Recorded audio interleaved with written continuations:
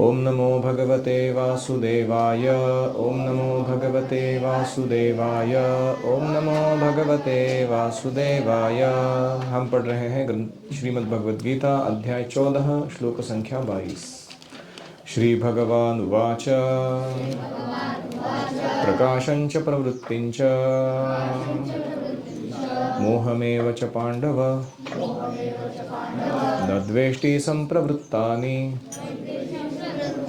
न निवृत्तानि काङ्क्षति उदासीनवदासीनो गुणैर्यो न विचाल्यते गुणा वर्तन्त इत्येवं योऽवतिष्ठति नेङ्गते समदुःखसुखस्वस्थः समलोष्ट्राश्मकाञ्चनः तुल्यप्रिया प्रियो धीरस् तुल्यनिन्दात्मसंस्तुतिः मानापमानयोस्तुल्य तुल्यो मित्रारिपक्षयोः सर्वारम्भपरित्यागी गुणातीतः स उच्यते। श्री भगवान उवाच। श्री भगवान ने कहा, पांडव, हे पांडव, प्रकाशं च प्रवृत्तिं च मोहम एव च। प्रकाश, प्रवृत्ति एवं मोह संप्रवृत्तानि स्वतः प्राप्त होने पर न द्वेष्टि, द्वेष नहीं करते, निवृत्तानि न कांक्षते, उनकी निवृत्ति हो जाने पर उन्हें नहीं चाहते। यह उदासीनवत आसीनः, जो उदासीन की भांति अवस्थित है, गुणैः न विचाल्यते, गुण के कार्य सुख दुख आदि से विचलित नहीं होते। गुणाः वर्तन्ते, गुण समूह अपने अपने कार्यों में लगे हुए हैं। इति एवं अवतिष्ठति, ऐसा विचार कर स्वयं स्थिर रहते हैं। न इंगते, विचलित नहीं होते। समदुःखः, सुख और दुख में समान रहने वाले। स्वस्थः, स्वरूप निष्ठ, स्व की स्थिति में अवस्थित। समलोष्टाश्मकांचनः, मिट्टी पत्थर और सोने में समान बुद्धि संपन्न। तुल्य प्रिया अप्रियः, प्रिय और अप्रिय वस्तु में तुल्य ज्ञान वाले। धीरः, बुद्धिमान। तुल्य निंदात्म संस्तुति, अपनी निंदा और स्तुति में सम रहने वाले। मानापमानयोः तुल्यः, मान और अपमान में समान। मित्रारिपक्षयोः तुल्यः, मित्र और शत्रु के लिए समान है। सर्वारंभ परित्यागी, सभी इंद्रिय सुख के कर्मों को, देह धारण कर्मों छोड़कर त्यागने वाले। सह गुणातीतः उच्यते, वे गुणातीत कहलाते हैं। हरि ओम सहना भवतु सहनौ भुनक्तु सह वीर्यं करवावहै तेजस्विनावधीतमस्तु मा विद्विषावहै। ओम शांति शांति शांतिः। ओम अज्ञानतिमिरान्धस्य ज्ञानाञ्जनशलाकया चक्षुरुन्मीलितं येन तस्मै श्रीगुरवे नमः। जय श्री कृष्ण चैतन्य प्रभो नित्यानंद श्री अद्वैत गदाधर श्रीवासादि गौर भक्त वृंद। हरे कृष्णा कृष्णा कृष्णा हरे हरे, हरे राम राम राम हरे हरे, हरि ओम तत्सत। श्री भगवान ने कहा, हे पांडुपुत्र, जो प्रकाश आसक्ति तथा मोह के उपस्थित होने पर न तो उससे घृणा करता है और न उनके लुप्त हो जाने पर उनकी इच्छा करता है। यहाँ प्रकाश किसका ये है लक्षण? सत्वगुण का। आसक्ति किसका लक्षण है? रजोगुण का। मोह किसका लक्षण है? तमोगुण। यानी ये तीन गुण जो है जीवन में उपस्थित हो जाते हैं कहीं सामने से, तो उनके साथ घृणा नहीं करता।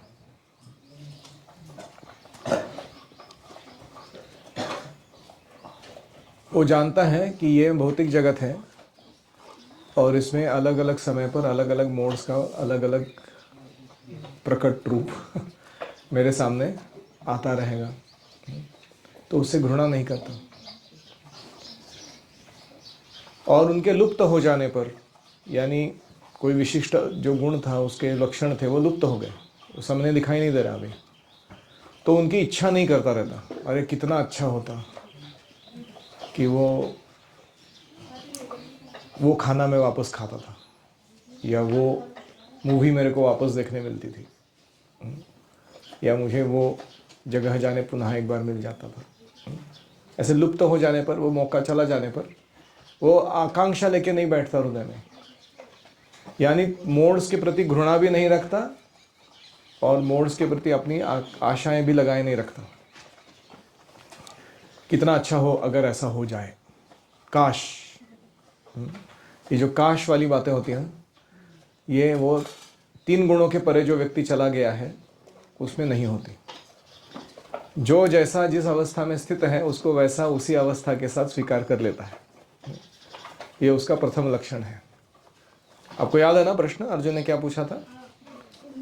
पहला प्रश्न क्या पूछा था? कैर्लिंगैर त्रीन गुणानेतान अतीतो भवति प्रभु। कौन से लक्षणों से समझूंगा मैं कि कोई व्यक्ति तीन गुणों के अतीत चला गया है? तो उसमें से ये लक्षण बता रहे हैं। तो न द्वेष्टि संप्रवृत्तानि, प्राप्त होने पर उनका द्वेष नहीं करता। न निवृत्तानि कांक्षति, निवृत्त हो जाने पर, चले जाने पर उनके पीछे आकांक्षा लगा के नहीं बैठता, ये मिलना चाहिए वो मिलना चाहिए। ऐसे उसका स्वभाव है।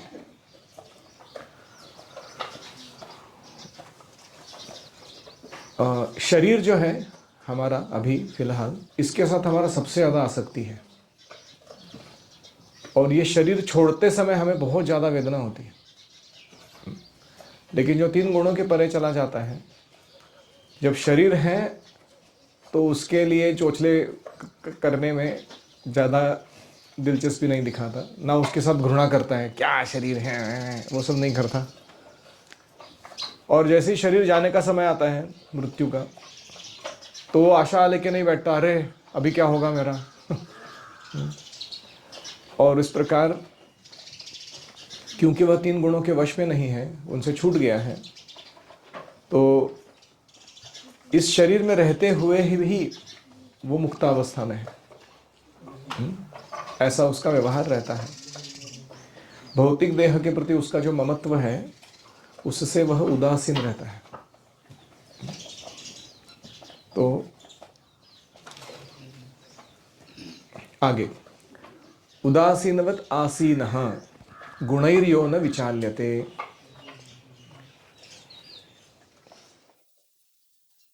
भौतिक गुणों की इन समस्त परिक्रियाओं से निश्चल और अविचलित रहता है।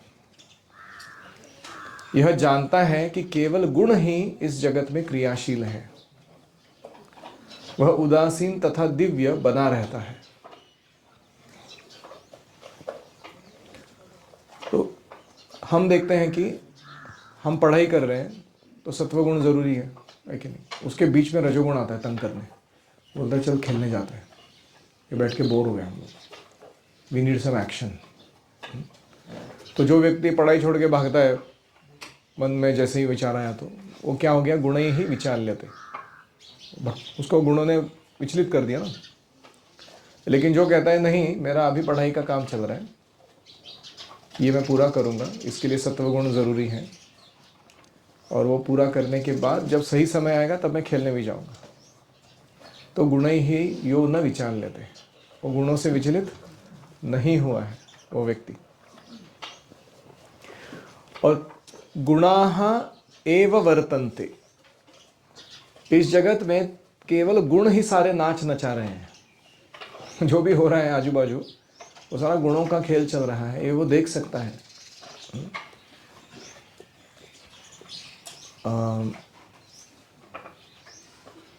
दुनिया एक सर्कस है, 50 पैसे का सर्कस। इसमें दुख ज़्यादा है और सुख का अनुभव बहुत ही कम है। और ये आयोजन जो है गुणों का, ये जो गुणों का अनुभव है वो हर एक व्यक्ति प्राप्त करता है कि एडवर्टाइजमेंट बहुत चल रहा है इधर सुख का, लेकिन भोग करने जाओ तो मिलता कुछ नहीं है हाथ में, उल्टा दुख मिलता है। मैंने उदाहरण दिया था कि कैसे कोई व्यक्ति रेगिस्तान में चल रहा हो, बहुत प्यास लगी हो, तपती हुई धूप में घंटों चलने के बाद उसे पानी पानी अवस्था हो गई हो, और सामने से अचानक एक नीले रंग का हेलीकॉप्टर उड़ के आए और उसके ऊपर लिखा हुआ है वाटर, इस वाटर टैंकर जैसा वो हेलीकॉप्टर, और हेलीकॉप्टर उसके ऊपर पास आए, लैडर लगा के एक आदमी नीचे उतरे, उसके बैकपैक बड़ा सा वाटर कंटेनर दिखाई दे रहा है, उसके अंदर उसमें पानी भी दिखाई दे रहा है शायद थोड़ा सा, उसके ऊपर भी लिखा हुआ है वाटर। और वो आदमी सामने से चलकर इसके पास आया और पूछे पानी चाहिए तुमको? अरे बोला हाँ मेरे को चाहिए, इतना देर से मैं इसका ही वेट कर रहा था, तुम कहाँ से आ गए अचानक? तो वो हाथ आगे करो बोलता है, हाथ आगे करता है, फिर अपना होस पाइप थोड़ा सा निकाल के वो उसके हाथ पे ऐसे टुप करके एक ड्रॉप डालता है पानी का, फिर वो लगा देता है, वापस चला जाता है, सीढ़ी पकड़ के ऊपर चला जाता है और वो हेलीकॉप्टर चला जाता है उधर से। अभी ये ड्रॉप देख के वो आदमी करे क्या? वो पिएगा तो उसका प्यास और बढ़ने वाला है उसको ऐसा नहीं कि उसका प्यास बुझने वाला है वो पानी थोड़ा सा पी के। ऐसे मटेरियल वर्ल्ड में ये जो 4 मेन प्लेजर्स है, ईटिंग, स्लीपिंग, मेटिंग, डिफेंडिंग, इसका एडवर्टाइजमेंट ऐसा खतरनाक रहता है ना, आदमी को लगता है वाह क्या होने वाला है अभी, ये जाऊंगा मैं भोग करने तो मज़ा आने वाला है लेकिन जब जाता है वो व्यक्ति वो करने, तो सुख जो मिलता है बहुत ही तुच्छ मिलता है। मैंने वो मस्तानी आइसक्रीम का उदाहरण दिया था यहाँ ईटिंग में, कितना सेकंड का सुख है वो, 40, 50, 60, 70 सेकंड का सुख आइसक्रीम खाते समय। उसके लिए मेहनत कितनी है, पीछे कितना दुख उठाना पड़ रहा है व्यक्ति। तो ये गुणों का जो स्वरूप है, ये जानने के बाद व्यक्ति क्या सोचता है, गुणाः एव वर्तन्त, ये आजू बाजू जो चल रहा है इसमें मुझे फंसना नहीं है। इट्स लाइक अ कैलाइडोस्कोप, पता है ना, लोग ऐसे उसको क्या कहते हैं हिंदी में, ऐसे एक बॉक्स रहता है, उसमें अंधेरा रहता है, एक रोशनी कहीं से प्रवेश कर रही होती है, उसके अंदर कांच के टुकड़े डाले रहते हैं, वो अलग अलग आकृतियाँ प्रस्तुत करते हैं और लोग उसको देखने में बहुत मशगूल हो जाते हैं, है कि नहीं? तो ये जो अंदर जो चेंजेस हो रहे हैं, परिवर्तन आ रहे हैं और अलग अलग कॉम्बिनेशंस बन रहे हैं, वो क्या वास्तविक है? हम इमेजिन कर रहे हैं ऐसा है वैसा है कुछ तो है, लेकिन जैसे हम उस कैलेडोस्कोप से दूर हो जाएंगे तो हमको समझ में आएगा कि अरे मेरा अपना वास्तविक अस्तित्व या जीवन कुछ अलग ही है। वहाँ जो मैं देख रहा था गुणः गुणेषु वर्तन्त, वो गुण गुणों के साथ चिपक के एक दूसरे का कुछ ऐसे अलग अलग क्रिएशन प्रस्तुत कर रहे हैं, वो मेरा वास्तविक स्वरूप नहीं है। तो इसे कहते हैं गुणैः ही यो न विचाल्यते या गुणा गुणेषु वर्तन्त इति मत्वा न सज्जते। वो जानता है कि ये इनका अपना अपना ही चल रहा है, कुछ कुछ कॉम्बिनेशन परम्यूटेशन, मुझे इसमें नहीं फंसना इस काम में। ये तुमको अभी नहीं समझ में आएगा, तुम जब कॉलेज में जाओगे ना, दुनिया हसीनों का मेला, मेले में दिल है अकेला, लोग पागल हो जाते हैं काम वासना के कारण। उनको लगने लगता है कि हर स्त्री एक भोग का सामग्री है कोई, और हर स्त्री को भी वो लगता है, हर एक लड़का है वो कोई भूख का सामग्री है। और उसमें वो ढूंढ रहे हैं कहाँ मेरा दिल का तपिश सुकून प्राप्त करे, कि मैं जाके ऐसा अनुभव करूं एक संबंध का, एक सुख का, जो मेरे सारे जीवन के दुखों से दूर कर दे मुझे। तो उस समय ये दृष्टि रख पाना कि ये गुणों का अपना अपना काम चल रहा है, ये बहुत मुश्किल है। और इसीलिए इति एवं अवतिष्ठति, ऐसा जानकर वो हमेशा स्थिर रहता है। तो इसमें आप देखोगे 3 शब्द बहुत महत्वपूर्ण है, स्थिरता, समत्व और तुल्य। ये बार बार आए हुए हैं कि हमारा स्थायी भाव होना चाहिए कि हम गुणों से विचलित नहीं होते। इस प्रकार ये जब स्थिति प्राप्त होती है तो अगले लक्षण प्रकट होते हैं। वो क्या है? सम दुख सुख स्वस्थ, कि जब उसके जीवन में सुख आता है तो वह अति हर्षित नहीं होता, दुख आता है तो अति व्यथित नहीं होता। दिस टू शैल पास, ये भी चला जाएगा। वो कथा है ना कि राजा को कोई व्यक्ति बोलता है कि यह अंगूठी मैं दे रहा हूं, आपके मंत्रियों को चैलेंज है मेरा, ये अंगूठी भी कुछ ऐसा कार्विंग करके दिखाए वो, जिसको देखने के बाद आप अगर खुश हो, बहुत सुख में हो तो दुखी हो जाओ, या बहुत दुख में हो तो सुखी हो जाओ। चैलेंज है आपके सारे मंत्रियों को। तो राजा वो अंगूठी लेता है और अपने मंत्रियों को बोलता है, अरे कुछ तो कार्विंग करके दो, ऐसा चिन्ह या कुछ, जिससे मैं ऐसे सोचने लगूं। तो एक मंत्री उस पर कुछ लिख कर देता है राजा को। क्या लिखा रहता है? दिस टू शाल पास, ये भी चला जाएगा, ये टिकने वाला नहीं है। तो राजा जब बहुत खुश होता है और वो देखता है उस अंगूठी को, तो दिस टू शाल पास, ये चला जाने वाला है सुख। और जैसे ही वो दुखी रहता है बहुत अपने जीवन में, दिस टू शाल पास, ये भी चला जाने वाला है, ज़्यादा व्यथित होने की ज़रूरत। तो इस प्रकार ये जो 3 गुणों के परे वाला व्यक्ति है वो ऐसा सोचता है जीवन के बारे में। सम दुख सुख स्वस्थ, स्वस्थ ये बहुत इंटरेस्टिंग शब्द है संस्कृत में। स्व यानी अपनी स्वरूप स्थिति में, स्थ मतलब सिचुएटेड, बैठा रहना अच्छे से। मैं स्वस्थ हूँ यानी आई एम सेल्फ सिचुएटेड। मैं अस्वस्थ हूँ मतलब हाँ, मैं अभी सेल्फ सिचुएटेड नहीं हूँ, मेरा सिस्टम हिला हुआ है सब उसको अस्वस्थ कहते हैं। तो जो कृष्ण भावना को पालन करता है, जीवेर स्वरूप है कृष्णेर नित्यदास, वो क्या हो जाता है? स्वस्थ। और ऐसा व्यक्ति सम लोष्ट अश्म कांचन, अभी 3 लेवल पे है ये। एक है बहुत ही स्थूल लेवल पर, वो देखने लगता है कि लोष्ट यानी मिट्टी का ढेला, अश्म यानी पत्थर, हो सकता है कुछ जेम्स भी हो उसमें, प्रेशियस स्टोन्स, एंड कांचन यानी सोना। वो व्यक्ति मिट्टी का ढेले को, पत्थरों को, जेम्स को और सोने को भी समान दृष्टि से देखता है, उसे फर्क नहीं दिखता इसमें। कोई कहेगा अरे ऐसा कैसे? तो तुकाराम महाराज के जीवन में शिवाजी महाराज एक बार उनकी परीक्षा लेने के लिए कि सही गुरु है कि नहीं है व्यक्ति, नजराना भेजते हैं। तो उनके कुछ अमात्य लोग, सरदार लोग आते हैं और तुकाराम के घर पे ऐसा बड़ा टोकरी भर भर के वो तलम वस्त्र, बहुत ही सुंदर आभूषण, सोना चांदी हीरे जवाहरात, बहुत कुछ लेके आते हो। कहते हैं कि महाराज आपको बहुत मानते हैं, इसलिए उन्होंने नजराना भेजा है आपकी सेवा में, प्लीज स्वीकार कर लो। तो तुकाराम के जो पत्नी और बच्चे होते हैं वो देख के इतने हर्षित हो जाते हैं उसको, वो सारे उठा उठा के पहनने लगते हैं, अलग अलग आभूषणों को डालने लगते हैं, साड़ी लपेटने लगती है वो। और इतने में तुकाराम महाराज घर पे वापस आते हैं और वो देखते क्या सर्कस चल रहा है इधर इनका है ना। तो वो बोलते हैं, वो हटाओ ये सब, फुकट का मिला है, तुम ऐसे खुद का मान के बैठे हो, इसको निकालो। वो सारे अपना अपना निकाल के देते, वापस कान का, हाथ का, अंगूठियाँ, ये वो उसको वापस टोकरी में भर देते तुकाराम महाराज।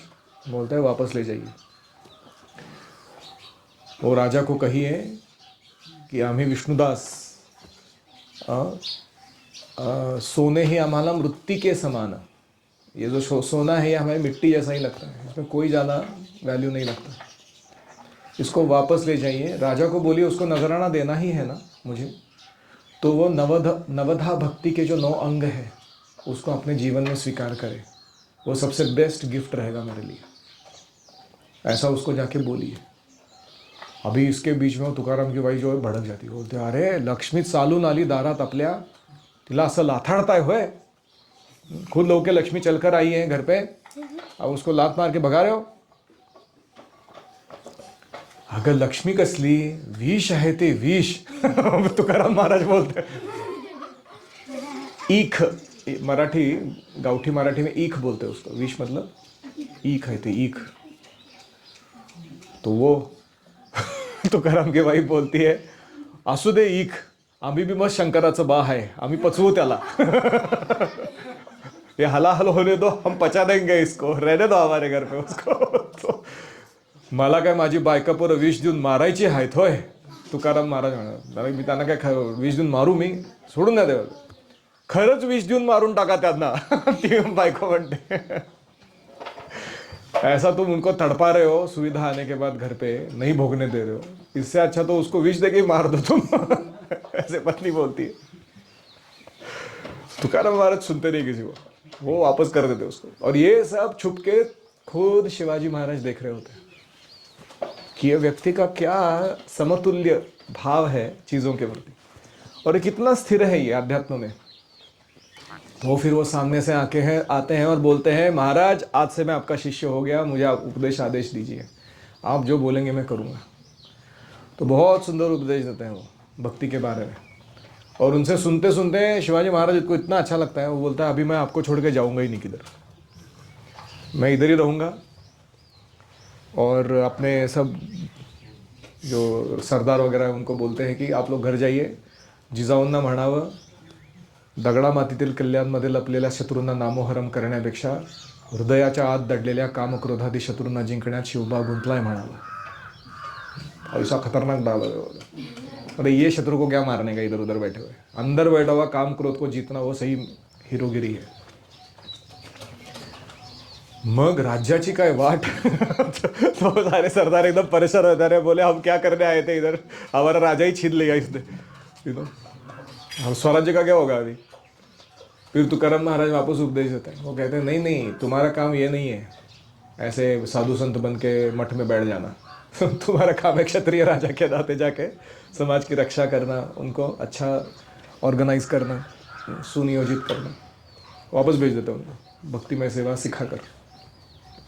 तो कहने का तात्पर्य क्या था, सम लोष्ट अश्म कांचन, ये वो सही में जो 3 गुणों के परे चला गया है व्यक्ति, वो कैसे देखता है चीज़ों को, वो मिट्टी का ढेला पत्थर और सोने में भेद नहीं करता, उसमें फ़र्क नहीं पड़ता इन चीज़ों से। जैसे मैं पहले था कि मुझे ऐसा लगता था कि कौन सी गाड़ियाँ, people have this craze for cars, तो मैं मैकेनिकल इंजीनियरिंग इसलिए लिया था कि मैं अपना कार डिज़ाइनिंग खुद करूँ, खुद का कार कंपनी खुद खोलूँ, ये वो पागल जैसा एकदम। मेरे को ऐसे बाय हार्टेड रहता था वो। अलग अलग कार्स के रिलेटेड मैगजीन्स आते थे, उसमें जो गाड़ियों के स्पेसिफिकेशंस रहते थे ना, टॉर्क कितना है, व्हील बेस कितना है, वेट कितना है, 0 to 100 kilometre in how many seconds speed, उसका ट्रांसमिशन कैसा टाइप का है, मेरे को बाय हार्टेड रहता था वो।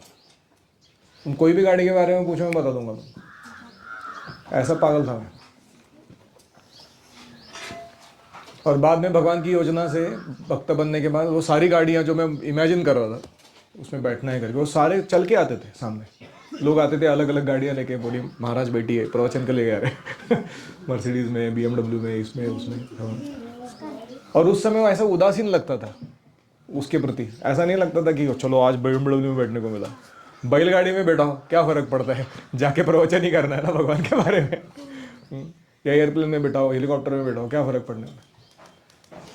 लेकिन जो क्रेज़ था पहले भक्ति में आने से पहले ऐसा लगता था कि ये ऐसा है वैसा है, वो बाद में ऐसे ऊब जाता है व्यक्ति उस चीज़ से, क्योंकि वो वास्तविक जीवन नहीं है, वो समझ में आता है उसे।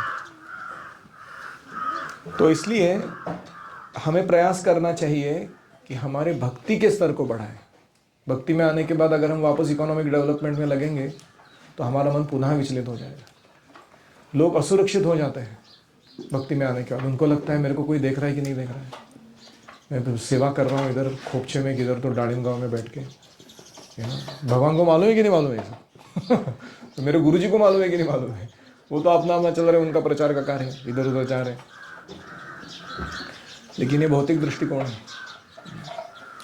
हमें जब पता चलेगा कि हर भक्तिमय क्रिया करने का जो मूल्य है, इतना वैल्यू है उसका, जो हम करोड़ों जन्मों का सुकृति देकर भी अर्जित नहीं कर सकते, एक एक सेवा को अर्जित नहीं कर सकते, तब हम उसको बहुत गंभीरता से लेंगे। प्रियः अप्रियः धीरः तुल्यः। जब प्रिय चीज प्राप्त हो जाती है या अप्रिय चीज प्राप्त हो जाती है, उसमें भी वो समय रहता है।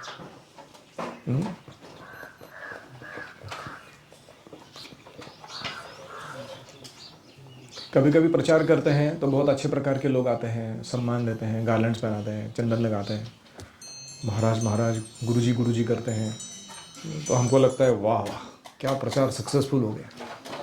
और कभी कभी ऐसे अजीब लोग आते हैं प्रचार के दौरान, अपमानित करते हैं, शेंडी टकलू कुछ भी टॉन्ट मारते हैं और अजीब तरीके के अड़चने खड़ी करते हैं। तो हमें उस समय भी समय रहने आना चाहिए, स्थिर रहने आना चाहिए। प्रिय अप्रिय धीरः, धीरः मतलब अपना प्रोवोकेशन के समय, विचलित करने वाली परिस्थिति में संतुलन न खोने वाला व्यक्ति, उसे कहते हैं धीर। तुल्य निंदा आत्म संस्तुति ही। जब आपकी कोई निंदा करता है तो विचलित नहीं होना, और संस्तुति यानी बहुत अच्छा प्रेज करता है आपको। तो कभी कभी ऐसा होता है कि आप आगे चल के प्रचारक बनोगे तो आपका एक इंट्रोडक्शन बना के देना पड़ता है लोगों को कि ये प्रभु जी ने ऐसा ऐसे सेवा किया है, ये इतने सालों से भक्ति में है, ये इनका योगदान रहा। तो वो जब वो सुना रहे हैं तो हमें कैसे सुनना चाहिए उस चीज़ को? मन में लड्डू फूटने चाहिए, आहा हा देखा मैं क्या चीज़ हूँ अभी लोगों को पता चल रहा है। हमें सोचना चाहिए, हमें वो जो श्री गुरु करुणा सिंधु अधम जनार बंधु वो याद आना चाहिए कि मेरे जैसा नालायक व्यक्ति जो माया के इतने गहनतम कुएं में गिरा हुआ था अंधेरे, उसको वहाँ से उठा के गुरुजी ने मेरे से ये करवाया, ना कि मेरा ये औकात था करने। तो मेरे गुरु कितने महान हैं, उस पर हमें गौर करना चाहिए उस समय, अपनी महानता पे नहीं। जिन्होंने हमें ऊपर उठाया, अच्छी चीज़ें सिखाई, अच्छी चीज़ें करवाई हमसे, उनके बारे में याद करना चाहिए। तभी हम वो संस्तुति से बचेंगे, उसमें स्थिर रहेंगे। ऐसे ही कोई व्यक्ति आके निंदा करेंगे, बोलेंगे इन्होंने ये गड़बड़ किया, वो गड़बड़ किया, इनका एटीट्यूड ऐसा है, उनका एटीट्यूड वैसा है, इनको कुछ जमता नहीं है, इनसे अच्छे तो वो भक्त है, ऐसा है वैसा है, कुछ तो बताएंगे वो। तो हमें कैसे लेना चाहिए उसको? तो क्रिटिसिज्म जो होता है, या तो वो सत्य होता है या असत्य होता है कि नहीं? तो अगर वो सत्य है तो उसे कैसे लेना है कि ये कृष्ण के द्वारा भेजा गया फीडबैक के रूप में, इसको अमल में लाना है। और वो असत्य है तो जस्टिफिकेशन देने की ज़रूरत नहीं है, you can smile and move on. आप एक स्मिता हास्य दे सकते हो, thank you for trying to help me become better. हमें डिस्टर्ब होने की क्या ज़रूरत है? वो असत्य है तो उसको प्रूव करके दिखाऊंगा कैसे वो झूठा है करके, और अगर वो सत्य है तो डिफेंड करूंगा कि ये दिखाने के लिए कि नहीं मैं उस परिस्थिति में ऐसा होगा करके। ज़रूरत नहीं है। तो ये प्रैक्टिस करने के लिए ही हमारे जीवन में निंदा और स्तुति आती रहती है। दैट इज पेपर आया हुआ है वो आपका एग्जाम, आपने अभी पढ़ा ना थ्योरी भगवद गीता में कि निंदा और स्तुति में सम रहना है। तो आगे चल के जीवन में एग्जाम आएगी, वो बोल के नहीं आएगी, अचानक आएगी। कोई निंदा करेगा, कोई स्तुति करेगा, और आपको खुद को ही समझ में आएगा मैं फेल हुआ कि पास हुआ उसके तुरंत बाद, अगर आप उस पर गौर करेंगे तो। और इस प्रकार मान अपमान योहो तुल्यः, देखो समलोष्ट्राश्म कांचनः थोड़ा आसान है, उससे कठिन है निंदा आत्मसंस्तुति या मान अपमान में स्थिर रहना, वो और कठिन है। उससे भी कठिन है तुल्य मित्रारि पक्षयोः, कोई मित्र है मेरा उसको फेवर करने की भावना आती है, कोई शत्रु है तो उसका हित करने का मन में आता है, उसके भी परे चले जाना है हमको। यानी अगर कोई मित्र है, अगर वो गलत करता है तो हम न्यूट्रल रहेंगे और उसको दंड देंगे। कोई शत्रु है वो सही करता है तो हम न्यूट्रल रहेंगे और उसका अनुमोदन देंगे कि वो सही कर रहा है, हालांकि हमारे अहित में काम किया था पहले कभी। इतना लेवल पे जाना, तुल्यो मित्रारि पक्षयोः। जब रावण राम जी को शत्रु मान लेता है ना, क्योंकि वो आक्रमण करने आए हैं, तो मंदोदरी समझाती है, विभीषण समझाते हैं, यहाँ तक कि कुंभकर्ण समझाता है रावण को कि तुम जिसको अपना शत्रु मान रहे हो ना, उसके कैरेक्टरिस्टिक तो उसके चरित्र को तो समझो तुम। वो व्यक्ति ऐसा है कि वो अपने शत्रु का भी अहित नहीं करेगा,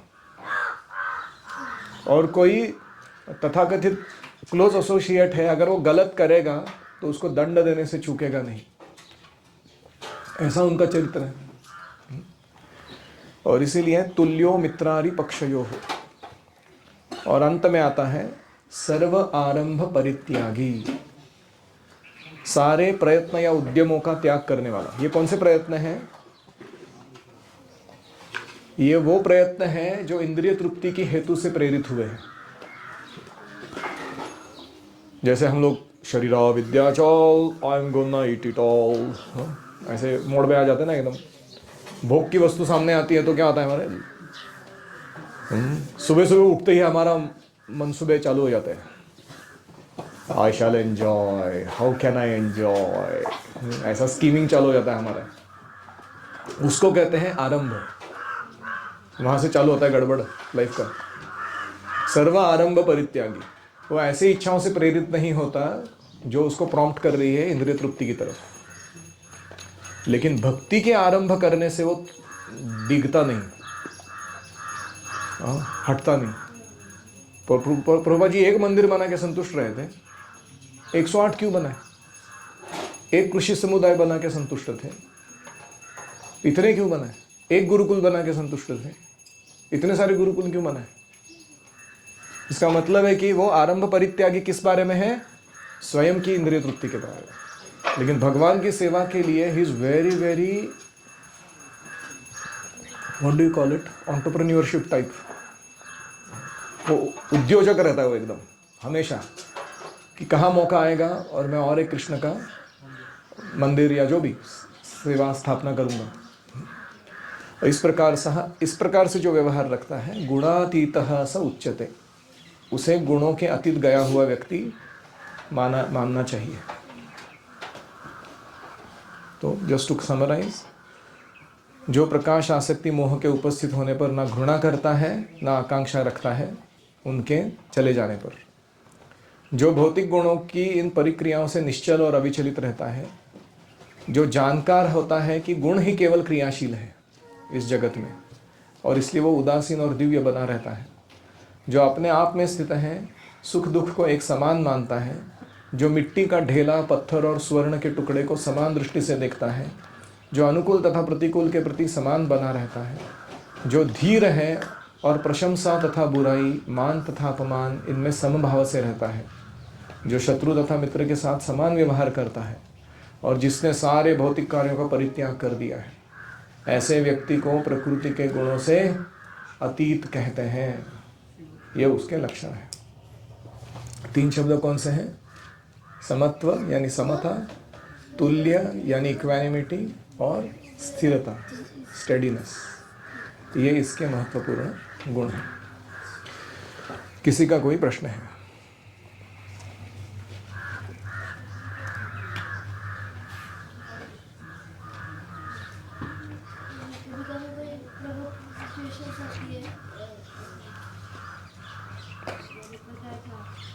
praying about that thing,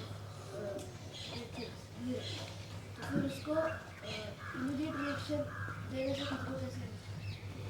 इनका प्रश्न है कि प्रोवोकेशन जब आता है तो इमीडिएट रिएक्शन जो हमारा बाहर आता है उससे हमें कैसे चेंज करना है, अच्छा रिएक्शन देने के लिए कैसे प्रयास करना है।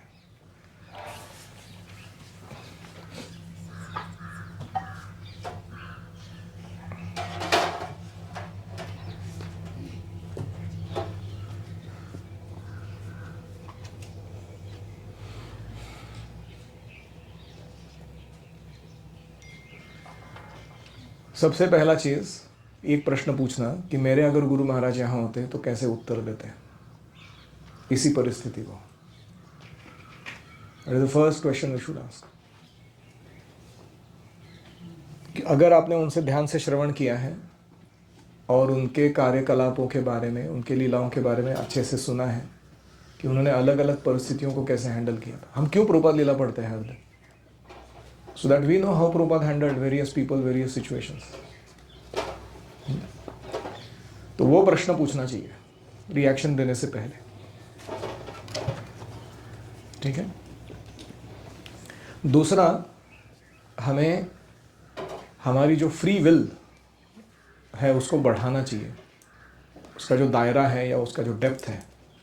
स्वेच्छा का उपयोग जो हम करते आए हैं, हम अभी तक दुरुपयोग करते आए हैं, इसलिए वो थोड़ा ability to exercise free will कम हो गया है। लेकिन अगर इसके आगे हम छोटे छोटे निर्णयों में सही सही व्यवहार रखेंगे, when you handle small provocations nicely, you can handle big provocations easily, है कि नहीं? जैसे छोटे छोटे क्रियाओं में अगर हम अपनी फ्री विल को खराब करते हैं, सुबह उठने का समय है, उठते नहीं है, कपड़े धोने का समय है, धोते नहीं है, खाना खाते समय अत्याहार करने का मौका आ रहा है, टालते नहीं है। तो ये छोटे छोटे टेस्ट में फेल हो रहे हैं ना, फ्री विल एक्सरसाइज ही नहीं कर रहे हैं हमारा। तो जब बड़ा टेस्ट आएगा कोई, तो कैसे पास होंगे हम? हमारा मसल बिल्डिंग हुआ ही नहीं है। तो इसलिए we should be very careful not to misuse free will in small provoking situations. तो आगे जाके बड़े सिचुएशन में अच्छे से हम कर पाएंगे।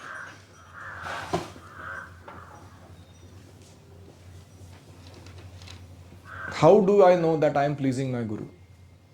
When you do small things with great love. तभी तो मैं वो सही दिशा में जा रहा है। और तीसरा चीज़ है कि हमें हमेशा हम जो रिएक्शन देने वाले हैं उसका भविष्य भी दिखाई देना चाहिए। It's called extended imagination. अगर मैं ये बोलूँगा या ये मैं हाथ पैर चलाऊंगा या जो भी रिएक्शन आ रहा है हमारा, इसका लॉन्ग रेंज का नतीजा क्या होने वाला है, वो भी हमने आँखों के सामने इमेजिनेशन में हमें देख लेना चाहिए। What do I really want for myself? What do I really want for this person? What do I really want for our relationship in long run? वो सोच के रिएक्शन देना चाहिए। अभी तत्काल जो आ रहा है मन में कुछ भी आड़ा टेढ़ा, उसको कर देंगे तो जो डैमेज होने वाला है वो हमें दिखाई देना चाहिए मन में। और इसीलिए जो हमने कहा था पहले, सात्विक आहार, सात्विक जीवन शैली, सात्विक जो हमने आगमो आपः प्रजादेश कालः कर्म च जन्म च ध्यानम मंत्रोथ संस्कारः दशैते गुण हेतवः 10 items that control your moods, ऐसा लाइफस्टाइल बनाकर रखना चाहिए जिससे हमारे रिस्पॉन्सेस सत्वगुण में चले जाएं, रजो और तमोगुण में नहीं चले जाएं। तो that is part of our cultural engineering. हम हमारे इर्द गिर्द कैसे वातावरण बनाकर रहते हैं वो भी तय करता है। हमारा विल पावर जो है, it is not at our own call. कभी कभी दिन के सुबह में जब अच्छा प्रवचन सुना है या अच्छा प्रसाद पाया हुआ है और भक्त लोग अच्छे लगने लगे हैं, उस समय में हमारे रिएक्शंस अलग रहते हैं। और दिन के एंड में जब बहुत ऐसे मगजमारी हुआ है, खिचखिच वाले काम हो चुके हैं और कुछ शास्त्र वचन अभी याद नहीं आ रहे और पेट में भूख लगी हुई है और किसी ने कुछ प्रोवोक कर दिया है, उस समय हमारा रिएक्शन अलग रहता है। तो we are products of our association. हमारा कितना भी विल पावर हम रखे फिर भी एसोसिएशन मैटर करता है, कल्चर मैटर करता है, उसको भी स्ट्रांग रखना चाहिए हमें, नहीं तो फिर गलत निर्णय लेते जाएंगे हम आगे। ठीक है। ओम हरे कृष्णा कृष्णा कृष्णा हरे हरे, हरे राम राम राम हरे हरे, हरि ओम तत्सत। श्रील प्रभुपाद की जय। श्रीमद् भगवद गीता की जय।